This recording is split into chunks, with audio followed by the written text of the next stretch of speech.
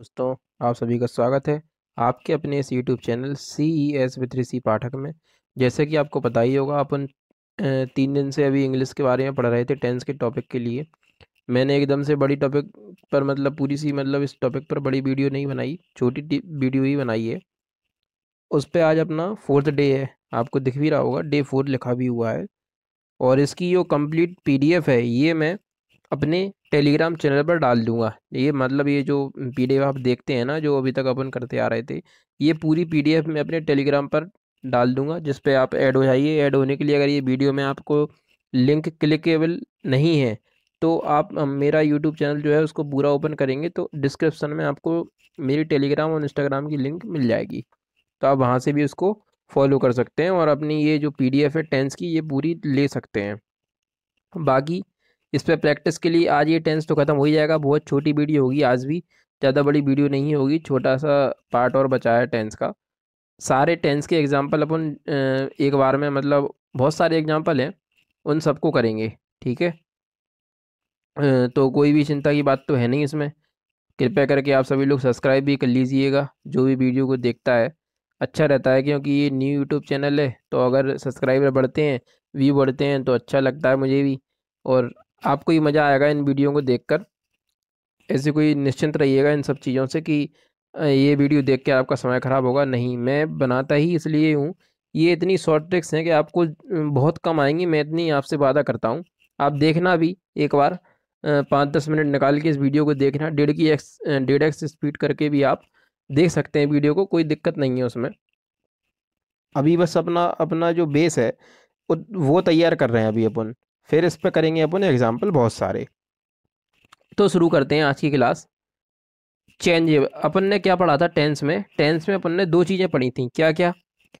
एक तो पढ़ा अपन ने चेंजेबल, एक है क्या, नॉन चेंजेबल। एक तो अपन ने पढ़ा चेंजेबल, एक पढ़ा अपन ने क्या, नॉन चेंजेबल। तो वैसे तो ये प्रेजेंट की ही प्रॉपर्टियां हैं, प्रेजेंट में ही आता है ये, कि ये चेंजेबल क्या होता है। अब आपके दिमाग में आ रहा होगा, तो वो सब जो अभी अपन पहले पढ़ के आए हैं पीछे, इफ वाले केस है, जिस कोई एरर है तो उसमें अपन जो कोई एरर को निकाल रहे हैं, फाइंड कर रहे हैं, तो वो चेंजेबल है, यानी अपन ने उसको चेंज कर पाए। यानी चेंजेबल यानी जो चीज़ अपन चेंज कर सकें।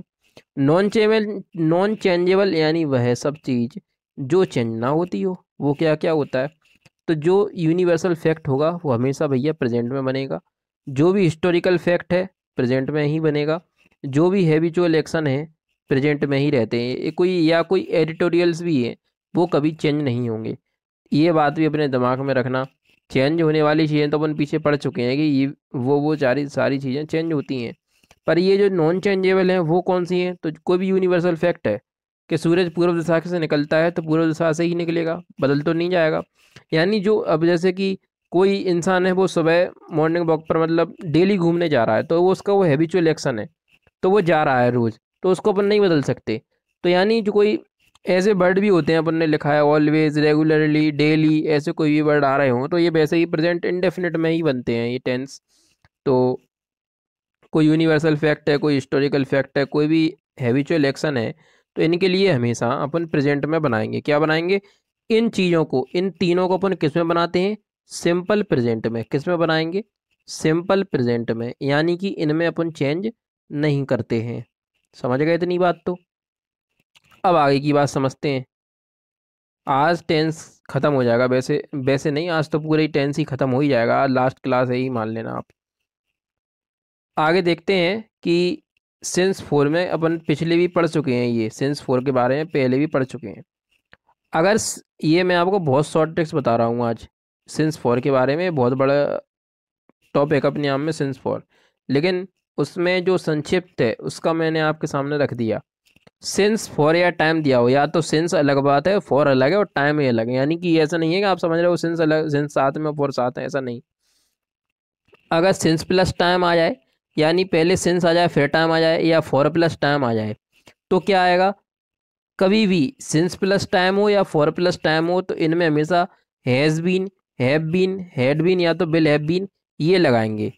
अगर बाय द वे, अगर बीन नहीं मिला, अपन को बीन नहीं मिला, तो वैसे तो अपन को बीन लगाना है। अगर बीन नहीं है, वर्ब की थर्ड फॉर्म भी दी हुई है तो अपन वो भी लगा सकते हैं। वर्ब की थर्ड फॉर्म भी साथ में सही होगी।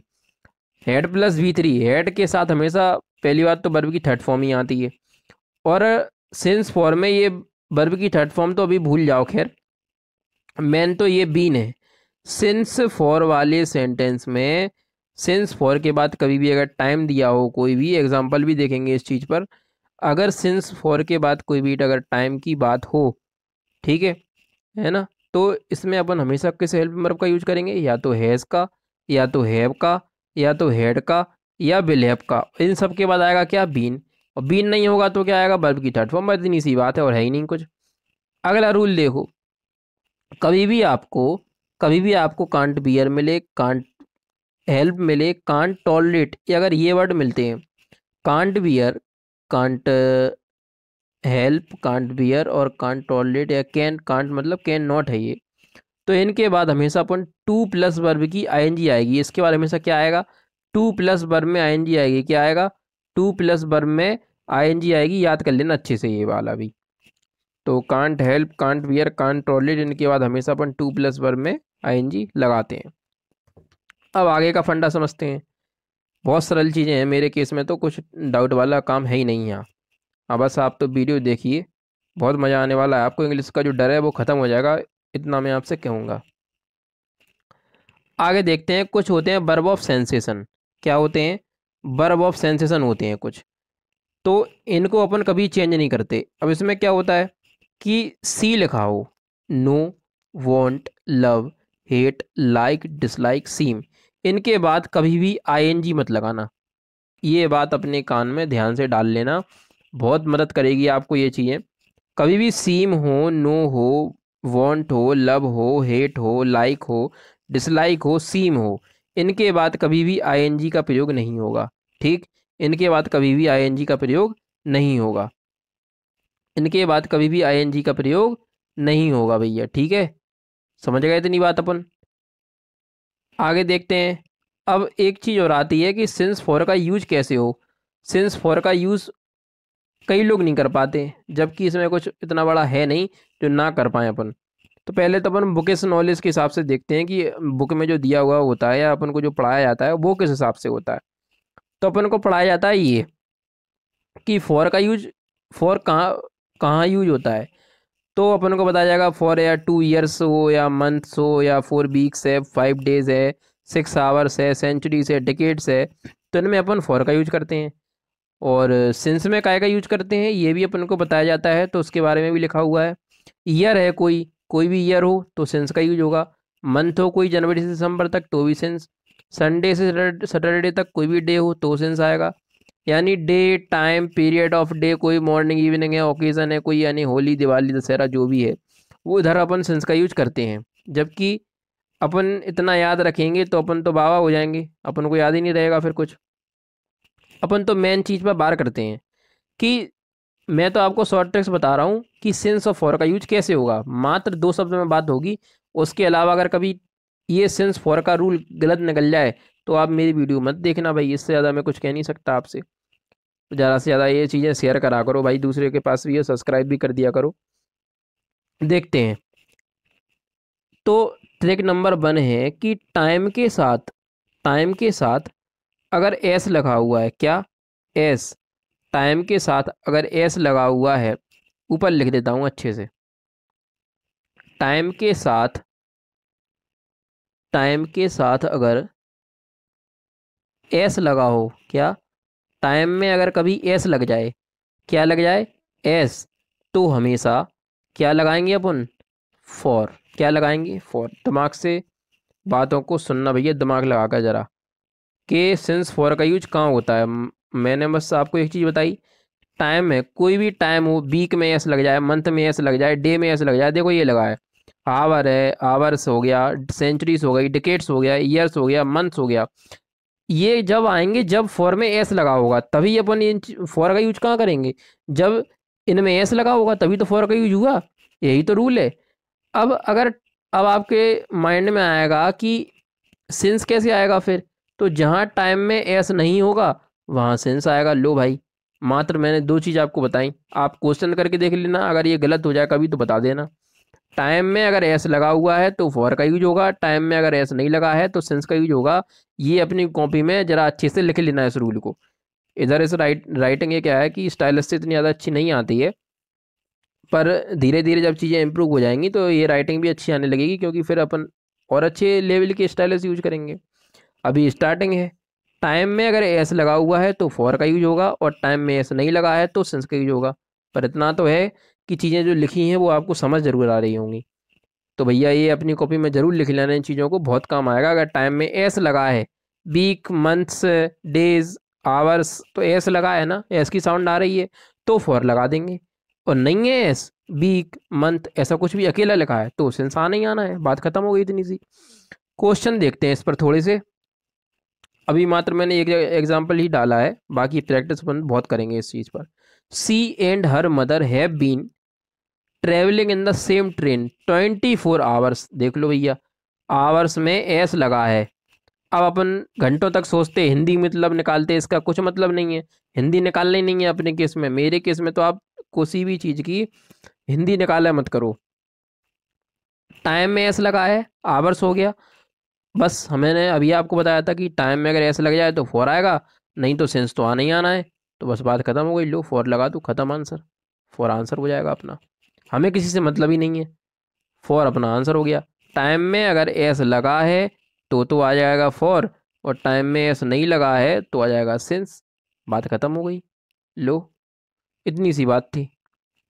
इसी चीज़ को बहुत लेंदी वे में बताते हैं। अब use of WH family. WH family where, whose, whom, ये जो होते हैं वो WH फैमिली होते हैं। वेयर, हुम, वाई, जो भी है, वॉट, वो सारी चीज़ों का यूज कैसे होता है उसका और देख लेंगे। ये अपना लास्ट रूल है, दोनों को एक बार में समझ लेंगे। देखें पेयर नंबर 1। पेयर नंबर 1 क्या कहता है कि अगर किसी भी सेंटेंस की शुरुआत WH फैमिली से हो, WH फैमिली का मतलब आप समझ लेना क्या, वॉट, वाई, हुम, WH से जो शुरू होते हैं वर्ड वो WH फैमिली होती है। तो पेयर नंबर 1 अगर कहता है अगर WH फैमिली से किसी भी सेंटेंस की शुरुआत है तो पहले हेल्प मरवाएगी, फिर सब्जेक्ट आएगा, फिर ऑब्जेक्ट, और फिर देन आगे जो भी लिखा हो फलाना ढमकाना, में उससे मतलब नहीं है।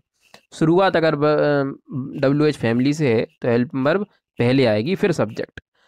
दूसरा पेयर क्या कहता है सी का, अगर शुरुआत WH फैमिली से नहीं है तो फिर सब्जेक्ट पहले आएगा फिर हेल्प वर्ब आएगी। यानी समझ गए अपन दोनों चीज़ें। ये भी बहुत आता है। अगर शुरुआत WH फैमिली से, जैसे ये हो गई, वाई था, WH फैमिली की शुरुआत थी, पहले हेल्प वर्ब आएगी फिर क्या आएगा, सब्जेक्ट। तो पहले अपन हेल्प वर्ब लगाएंगे, सब्जेक्ट बाद में। WH फैमिली के तुरंत बाद हेल्प वर्ब आएगी जो डोंट थी, ये इधर नहीं आएगा, ये यू इधर आ जाएगा, डोंट यहाँ आ जाएगा। यानी ये क्या हो जाएगा फिर, ये ऐसे हो जाएगा, वाई डोंट यू। क्यों, क्योंकि हमें WH फैमिली के बाद हेल्प वर्ब चाहिए थी, और जो हेल्प वर्ब है वो सब हेल्प वर्ब क्या है, मतलब सॉरी सब्जेक्ट जो है हेल्प वर्ब के बाद आएगा। तो ये हो जाएगा, why don't you read this book again and again. यानी कि हेल्प WH फैमिली के बाद पहले क्या आएगा, हेल्प वर्ब। अभी अपन ने पढ़ा है WH फैमिली के बाद हमें पहले क्या चाहिए, हेल्प वर्ब। ऐसे ही अगला एग्जाम्पल है, शुरुआत में WH फैमिली नहीं है, बीच में है, ठीक है, तो पहले सब्जेक्ट आएगा फिर हेल्प वर्ब। जैसे कि यहाँ अपन ने देखा कि ये वॉट लिखा था, वॉट के तुरंत बाद हेल्प वर्ब, ये गलत है, पहले सी लिखो फिर ये हेड लिख दो आगे, क्योंकि पहले अपन को सब्जेक्ट चाहिए फिर हेल्प वर्ब आएगी। समझ गए ना इतनी बात। अब आगे देखते हैं कि एक तो होता है अपना एट, एक होता है अपना सोफार, और एक होता है ऑलरेडी, एक होता है रिसेंटली। तो इनके साथ हमेशा पहली बात तो एट हो गया, सोफार हो गया, ऑलरेडी, रिसेंटली, इनके साथ हमेशा इन 4 हेल्प वर्ब का यूज करेंगे। काय का, हैज़ का, हैव का, हैड का, और विल हैव का। इन 4 हेल्प वर्ब का यूज करेंगे, इनके अलावा कोई हेल्प वर्ब नहीं आएगी इनके साथ। एट के साथ, सोफार के साथ, ऑलरेडी, रिसेंटली, इनके साथ has, have, had, will have, यही आएगा, और इनके बाद वर्ब की थर्ड फॉर्म आएगी। अब एक चीज़ और है इसमें कि जो एट है, ये एट और सोफार, ये एट और सोफार जो हैं ये एंड में यूज होंगे सेंटेंस के, ठीक है। ये बहुत इंपॉर्टेंट केस भी है। ये जो एट और सोफार हैं ये सेंटेंस के एंड में यूज होते हैं। काय में, एंड में। और जो ऑलरेडी रिसेंटली हैं ये सेंटेंस के मिड में यूज होते हैं। ठीक है, तो जो एंड में यूज होते हैं वो होते हैं एट और सो फार। ठीक है, और जो बीच में यूज होंगे वो होगा ऑलरेडी और रिसेंटली, इनके बाद हेल्प पर भी यही आएंगे, लेकिन ये चारों हैज़, हैव, हैड, विल है और वर्ब की थर्ड फॉर्म। अब एक चीज़ और आती है, क्या? वह यह है कि अब ये लिखा हुआ है has have, sorry, has have के बाद, यानी हैज़ हैव का अगर यूज़ हो अंटल अगर नाउ है, क्या है, अगर सेंटेंस में अंटिल है या नाउ है तो हैज़ हैव ही आएगा। ठीक है, वाइल के साथ हमेशा as am are was were, इनके बाद हमेशा आई एन जी लगता है। While he was going, while he was going ऐसे ही आएगा ना। तो यानी कि वाइल के सेंटेंस में हमेशा as am are was were और आई एन जी का यूज अपन करेंगे, करना पड़ता है, करेंगे नहीं, करना ही पड़ेगा। और अंटिल अगर नाउ वर्ड है तो वह हैज़ हैव उसमें आएगा। क्या आएगा? Has have, had, will have, ये सब आएंगे। एक चीज़ और बचती है कि जो अपना एट है ये दो कंडीशन में आता है, एक तो मिड में, एक तो एंड में। अगर एट मिड में है तो उसमें शुरुआत में ऑल दो होगा, तभी अपन एट लगाएंगे, क्योंकि ये एक पेयर होता है पूरा कंप्लीट, जो हम आपको कंजंक्शन में बताएंगे। क्या बताएंगे? कंजंक्शन में। तो ये कंजंक्शन बताएंगे वो चीज़, तो पर यहाँ तुम इतना तो समझ ही लेते हैं कि अगर जो एट मिड में आ गया यानी बीच में आ गया तो शुरुआत में ऑल दो होगा, तभी वो एंड में या बीच में एट होगा, यानी ऑल दो के साथ ही एट का पेयर बनेगा। अगर एट अब आपके दिमाग में आए एंड में हो तो क्या करें? बीच का तो हो गया, एंड में हो तो क्या करेंगे? तो फिर वो एडवर्ब होता है, तो इसके साथ फिर अपन हैज़ नॉट और हैव नॉट का यूज करेंगे। ठीक भाई, इतनी भी बात समझ गए अपन। और क्या है इसमें?